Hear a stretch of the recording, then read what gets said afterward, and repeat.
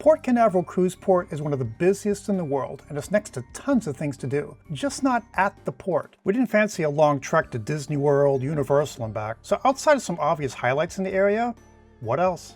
In this video, we'll give you a DIY overview of the area with the port basics you expect, and some tips and tricks we caught along the way, of course. I'm Troy, and this is the Port Lowdown, Port of Call, Port Canaveral.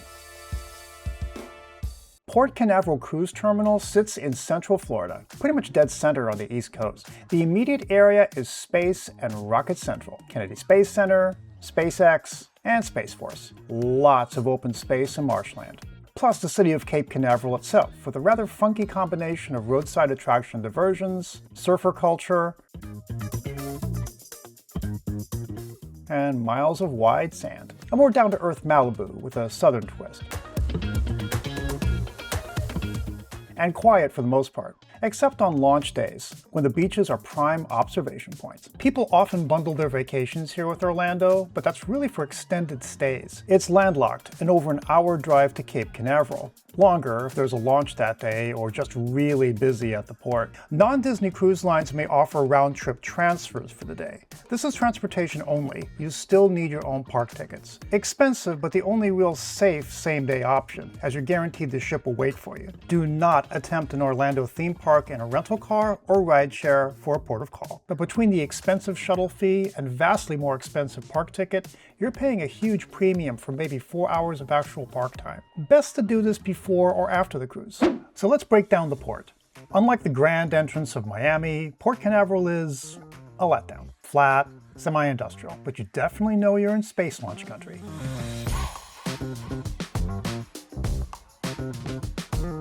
It's logically divided into two main zones. A side to the north, terminals 5, 6, 8, and 10. This is the industrial side, home to cruise ship terminal 8, Disney's flagship terminal. The south B side, 1 through 3, home to Royal Caribbean, Carnival, and the small casino cruiser, Victory Casino, in between at Terminal 2. This is also a restaurant and bar area collectively known as The Cove. You could eat fried alligator, tastes like chewy chicken to be honest, but when in Florida, and watch ships leave from Fish Lips Bar and Grill or Grill's Seafood Deck. And the Exploration Tower, which has an elevator that takes you to the 7th floor observation deck. Every terminal is a bit different, but all ports have extended seating, clean restrooms, and cruise ship tour meeting points. Pretty simple. Taxis and ride shares abound here, as well as some cheeky shuttles. Cute. Now we pre-booked our car from budget, and this was the only port we've been to that actually has car rental shuttles meet you outside the terminal. You know how rare that is?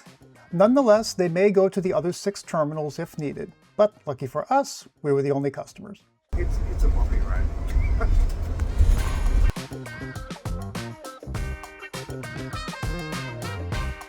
It was fairly quiet when we got there. We were early, so the process was quick. Since we were in the States, we declined the additional insurance and took thorough pictures and video of the car. Now that insurance of aggressive pre-rent document photos and video saved us a few times in the past.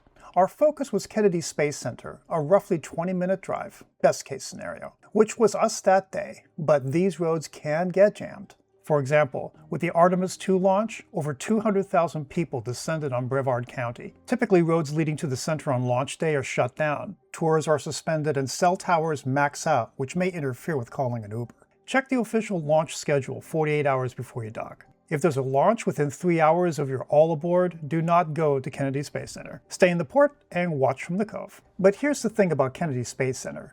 There's a lot to see. Now that's obvious, but it's one of those destinations where a full day really isn't enough to cover everything. The Visitor Center is a grand, World's Fair kind of place, and massive display buildings sporting the latest space tech. But these areas, frankly, are low priority if you're tight on time.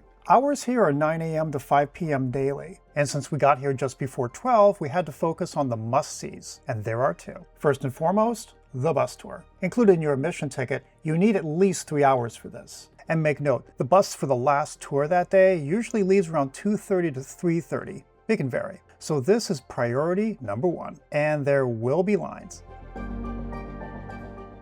I will tell you that the crawler transporter is out there. It is a rarity to see it moving during the day. So hopefully it's still there. Since it only goes 2 miles an hour, I don't think it'll run away from us. The bus tour takes you beyond the visitor center and closer to the actual launch pads. You pass the VAB hangar, Vehicle Assembly Building, a building so big it has its own rain clouds and builds the world's largest space vehicles. Want to know where the Launch Control Center, the brains of launch control, is? It's right here, next to the hangar. And as the driver said, we got lucky and had a rare daytime appearance of the crawler that takes the rockets from the hangar to their launch pads. 2 special display complexes are along the route. The newer gantry at LC-39, often called the Observation Gantry, is an elevated observation deck and interactive museum. You get a clearer line of sight to the Artemis launch pads and SpaceX.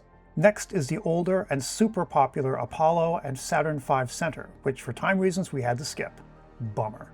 You get dropped off at these points and you could take as much time as you like, but mind the time if you want to cover more. It's not a long bus ride, but it is a long line to reboard the bus, even with multiple buses running all day. And that's the chief reason you do this first. You don't want to be stuck in one of these lines close to closing time. Back at the visitor center, the second must-see is right off the bus. The Space Shuttle Atlantis. While not giving anything away, it has the coolest introductory entrance anywhere. And this is one of the center's crown jewels, a massive high-production exhibit that centers on the actual orbiter that flew 33 missions into space. Unlike other museum displays, Atlantis has not been scrubbed clean. You can see the scorch marks, singed heat tiles, and space dust from its final atmospheric re-entry. The 100,000 square foot facility features over 60 interactive touchscreen exhibits, not to mention some cool replicas and high-tech simulators. Just these 2 must-sees will take most of the day. And while the park has all the amenities you would expect, a special shout out for the accessibility. It's integrated into all the buildings and the buses. If you're a space head, or your kids are, this will be heaven. For a space fan, consider a second visit if you can. Now the Space Center is the blockbuster attraction around here, of course, but Cape Canaveral and the Cocoa Beach area, just south of the port, has its charms. Is it a worthwhile visit there? Well, sure, but it's a more laid-back experience. Cocoa Beach is the main attraction here. It's huge, with miles of clean sand and lots of beach rentals scattered about. Near the parking lots are small elevated walks amongst the low trees, connecting to the beach and the rental booths. North Atlantic Avenue is the main drag, where lots of hotels and shops are at. The town is flat, but it's also actually bigger than we expected, so a car is definitely needed here. Or you can take advantage of the Cocoa Beach Trolley, Route 9.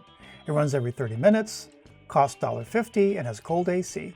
And this area in particular is interesting, centered on the largest Ron Jon Surf Shop in the world.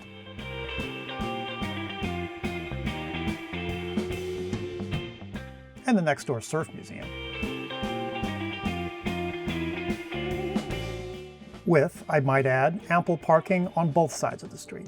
This is deep dive, no pun intended, surfer world, and we could have spent a few hours just wandering around without buying anything. But you probably will buy something. So there is a code, right, where you could download the app and then you would be able to track it. This is, if you open it, it'll have their name and story and all those. So it's like Adopt a Penguin. Yes, like Adopt a Penguin. And you got a penguin, you got a shark. And these are all attached to particular animals? Yep. That is such a cool idea. I know, and the sloth. Wow. Probably don't go anywhere. Amazing. That's really cool. And just a 10-minute walk away is the beach entrance. Now this port is peculiar in that it's not exactly walkable. But to make this easier, especially with your car, we created the Essential Port Guide PDF, our handy cheat sheet for a helpful overview of the port area with essential points like restrooms on a specially designed color-coded map. And we threw in our curated Google Map list to give you easy walking directions wherever you are.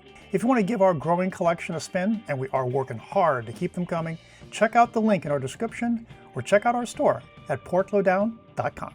The area is also known for lots of kitschy, fun, homegrown, roadside-style attractions. The Wizard of Oz Museum, for example, a labor of love that will soon be moving to a bigger and better Dixon town, with an I Dream of Jeannie display. The Golf and Gator, a miniature golf center with live alligators, snakes, and turtles. And the Dinosaur store, part amusement center, part museum of ancient artifacts, in a way. And the Westgate Cocoa Beach Pier. This one was pretty kitschy too, but fun, with lots of big family restrooms, and a few bars and restaurants, but the star of the show is the view of the beach. What about eats? Food is mostly good old American style. burgers, seafood, naturally, and the occasional regional specialities. Key lime pie is a local staple. There's the Swamp Friends platter, including alligator and frog, at the Cocoa Beach Fish Camp, a local institution with wild decor and seriously big portions. Big Daddy Jay's Great Things also comes highly recommended. Mac and cheese and brisket are big items. Or for a view, we tried Sunset Cafe Waterfront Bar and Grill facing the Banana River. It was okay, but the view was killer. The lesson here, don't be on a diet at Cocoa Beach. And one more hidden gem of note, Manatee Sanctuary Park, which is a lovely, well-maintained strolling path facing the Banana River. Wild manatees feed on seagrass here, but even if you don't see them, there's still lots to enjoy in this small, lovely space. We fell in love with these shaded, elevated walkways with lots of benches. And you might see manatees bathing along the edge. Just mind the wildlife. Did we say skip Orlando? Of course not, but for a single port day, it's worth reconsidering. Here, you get a full measure of fun without going too far. But wheels are non-negotiable. This video is actually a companion with our next video, where we outline 10 things we learned about embarking from Port Canaveral. Check it out from this link here.